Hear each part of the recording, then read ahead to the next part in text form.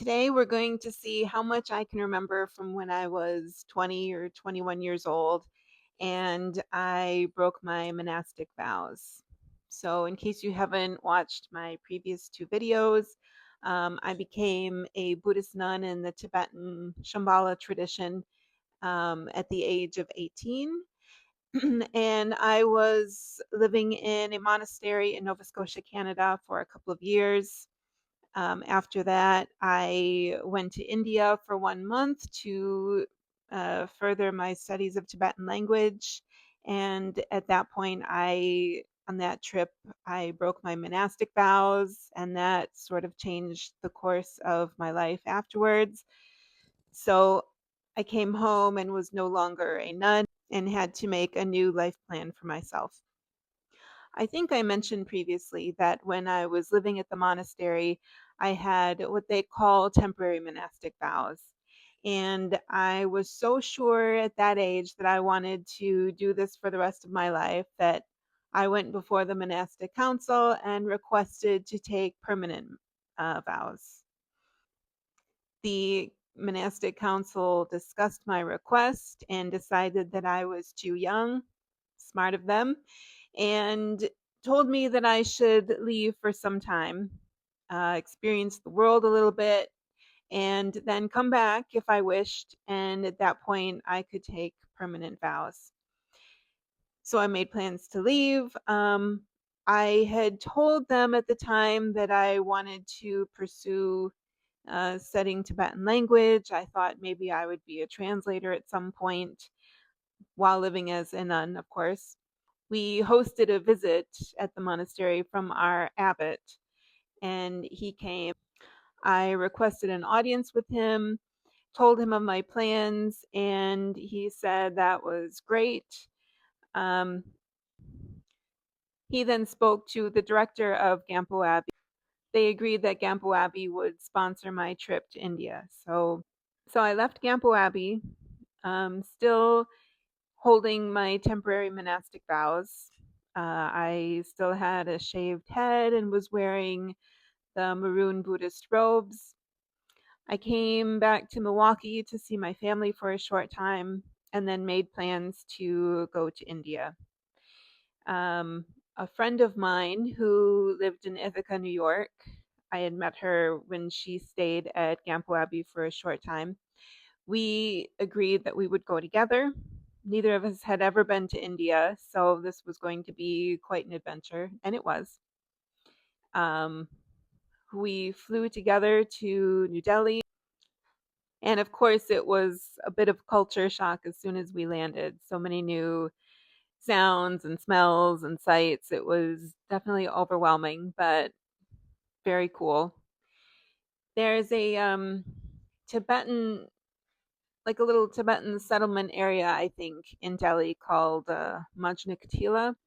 A friend of ours had booked a reservation for us at one of the guest houses there. Um, so I remember we got there and I told them, I gave them our name, and they said they didn't have a reservation for us. We ended up just trying to sleep for the night in their little lobby on the couches.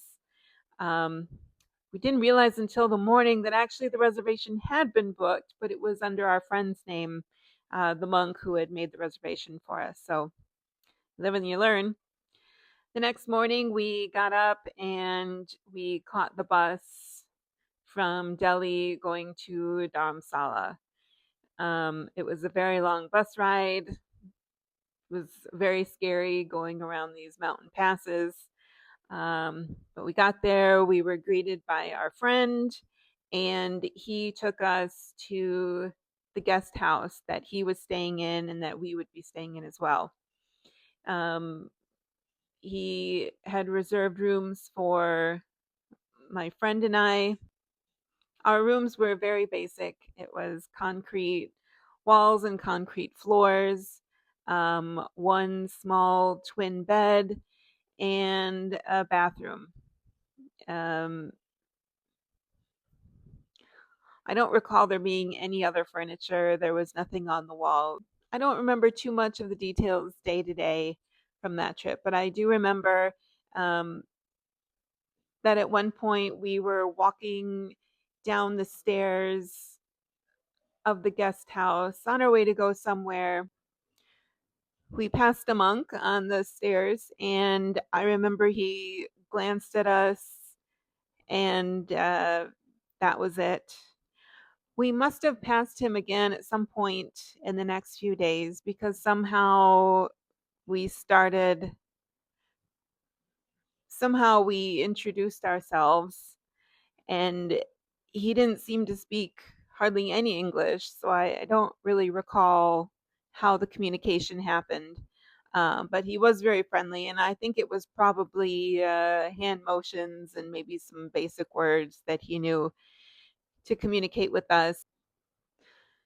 So I'm sure somehow we communicated that we were from the US, that we were both interested in furthering our Tibetan language studies. And I think somehow we had made arrangements to meet up in the following days. So at some point, I remember the three of us got together, my traveling companion, um, myself, and this monk that we just met. And he said we were going to go somewhere. I didn't know where we were going or what the intention was, but we followed him on this long walk, and he took us to the place where he was staying. Then in that same building or compound, I remember he led us to another room, which was sort of the TV room, I guess, for this place. And in it, there were some other monks who were just sitting on the floor, um, seemingly waiting for him to arrive so that we were going to watch this video. Now, it didn't occur to me at the time, but looking back, I can see that this was definitely a setup. Um, this was done for our benefit, and there was certainly a plan in motion. So they popped in an old VHS, and in this video, I could see it was our new monk friend. And he was dressed in very regal robes, um, the kind of robes that you would wear if you were a high ranking lama or teacher.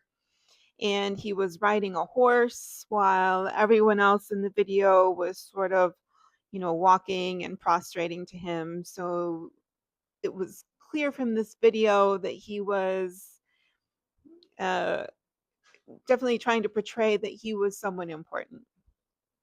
I still didn't understand who he was or what the purpose of that video was. I now know it was to sort of impress us, and it was certainly a manipulative move.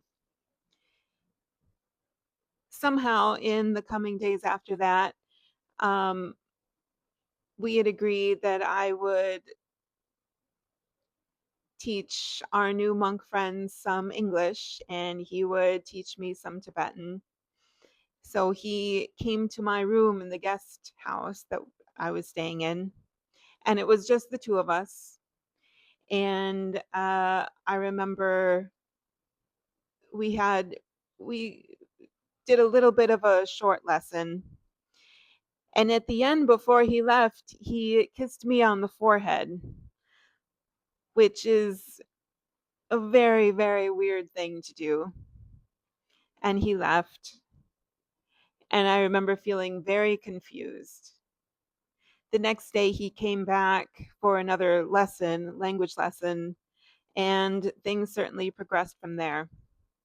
Um, I want to say I was either 20 or 21 at this age. I had absolutely no experience. I never dated in high school. Um, I went straight from high school to living in a monastery. So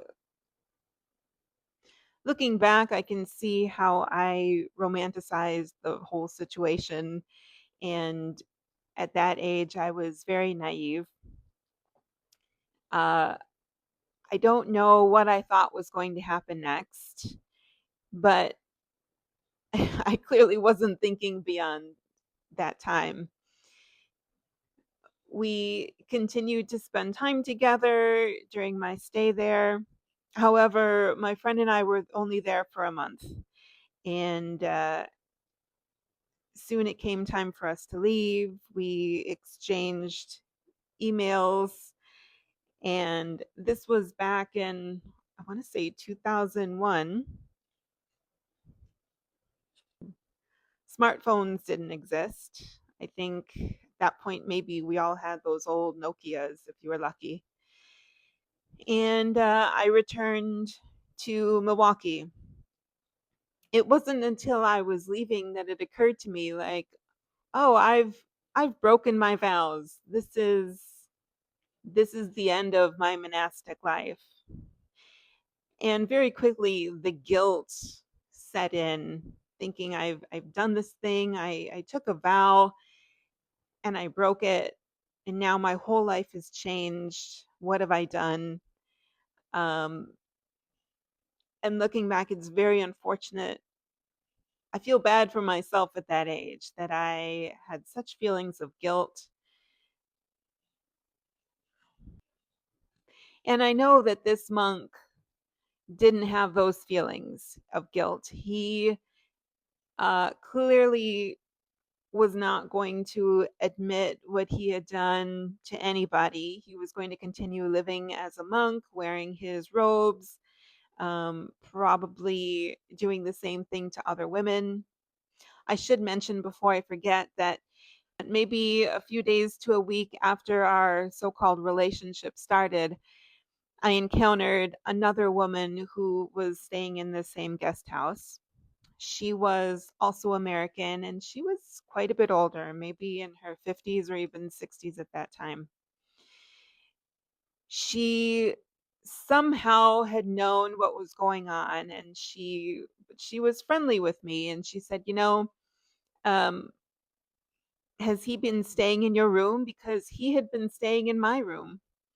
And she told me that they had been having sex for some time, and that then when I showed up, that stopped. And so she picked up on the fact that he had been staying in my room at night. So I know he had done this probably many times before I came along, and probably, and I'm sure, continued to do it after I left. Um, and it also makes me think this could be a prevalent thing. I don't know, but it certainly wouldn't surprise me. We've all heard about Catholic clergy breaking their vows in one way or another. Maybe it hasn't been quite as publicized that Buddhist clergy members, monks, nuns, have also broken their vows, uh, and sometimes very scandalously.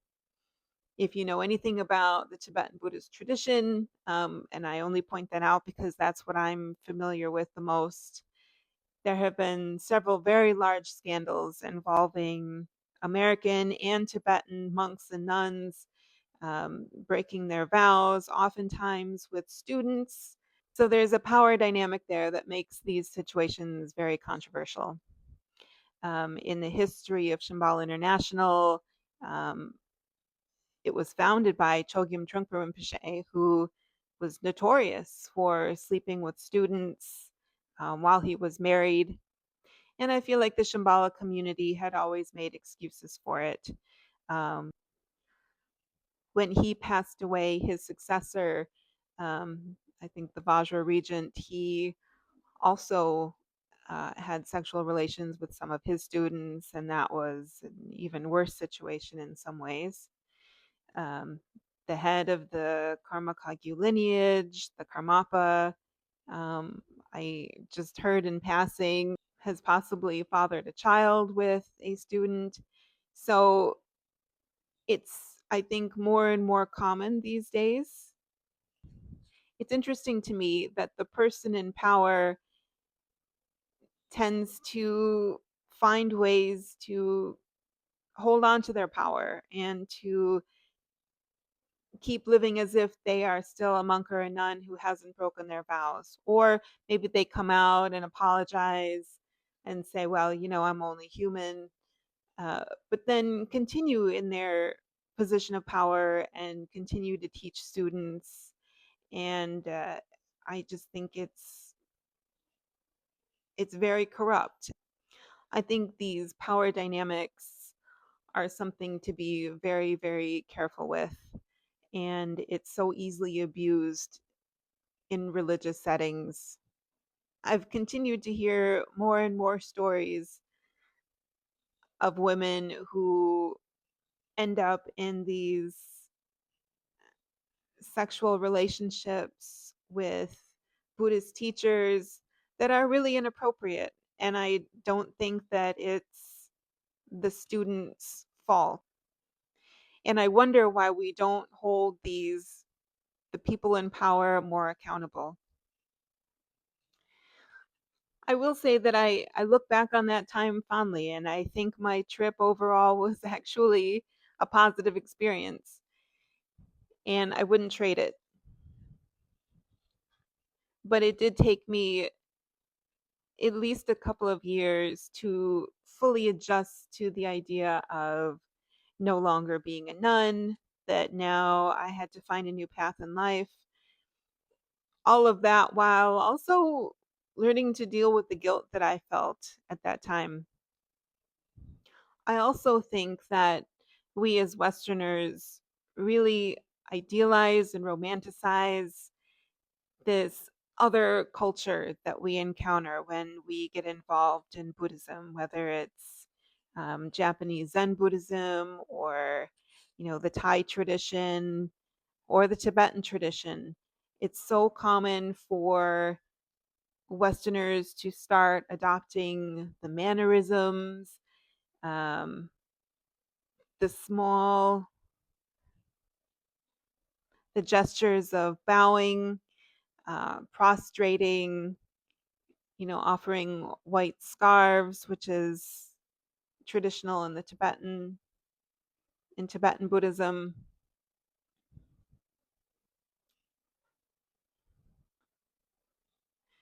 And over time, it started to feel more like cultural appropriation rather than an act of spirituality to me.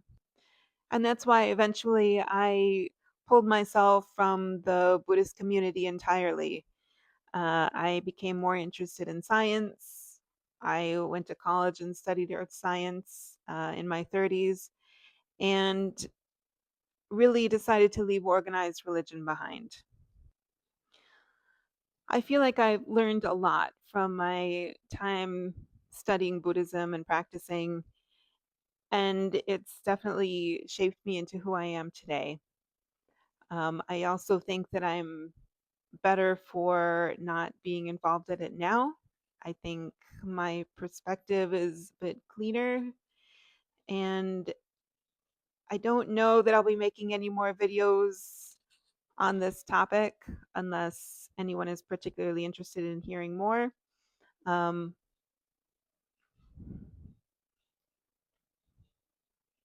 but I will try to include some pictures from that time.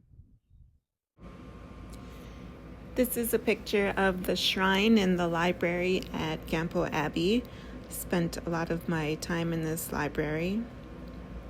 And this is a picture of me getting ready to have my hair cut off, to have my head shaved before the ordination ceremony. This is a picture during the ordination ceremony after my head was shaved. And this is the ordination ceremony, having the last bit of my hair cut off by Ani Pema Chodron. This is just after that, and you can tell I was very happy and excited. I'm here on the bottom right. This is shortly after the ordination ceremony with some of the other monastics. And this is a picture of me at Gampo Abbey doing a meditative form of Japanese archery. And this is me with the monk from my story.